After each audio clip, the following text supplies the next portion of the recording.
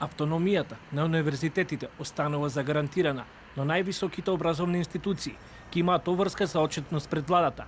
Ова е ставот на министерката за образование и наука, Весна Јаневска, по серијата реакции од страна на универзитетската заедница во врска со предлог законот за високо образование. Автономијата на универзитетите со овој закон никако не е чепната, но пак универзитетите треба да се свесни, голем дел од нив треба да бидат отчетни кон владата за средствата кои ги примаат од владата.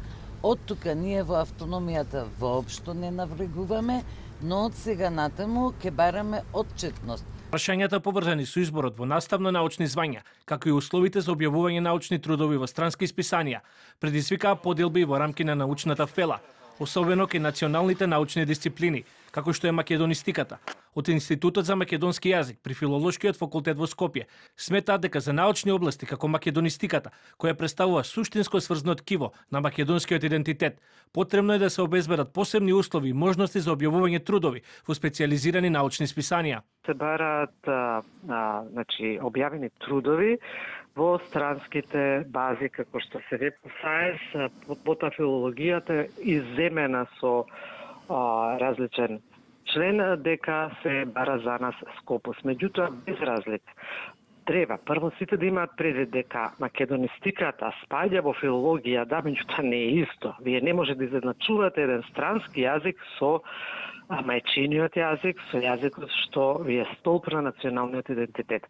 Во таа смисла ние инсистираме да се воведат посебни членови или ќе бидат ставови алинеи кои што ќе издвојат македонистиката и ќе се бара објавување на трудови во соодветни референтни научни публикации. Дел од студентските организации реагираат дека студентите се изземени од процесот на подготовка на предлог законот за високо образование. Тие посочуваат дека, иако повеќе пати побарале активно вклучување во јавната дебата, нивните барања досега не биле земени предвид. Не се воопшто вклучени студентите и студентските структури во предлог законот, за тоа што во еден дел на одредбата на законот воопшто фали делот на студентското организирање, односно делот на ставење на националното студентско тело како тело на сите универзитетски студентски собрања во државата, иако многу студентски собрања тоа барале од страна на министерката. Телевизија 24 побара став од Министерството за образование и наука и во врска со најавите за укинување одредени студентски програми во рамки на универзитетите.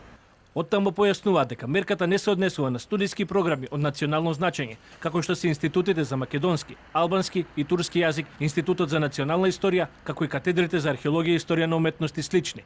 Туку станува збор, како што велат од Министерството, за студиски програми, кои во голем број случаи се дуплираат, а интересот и бројот на запишани студенти е минимален.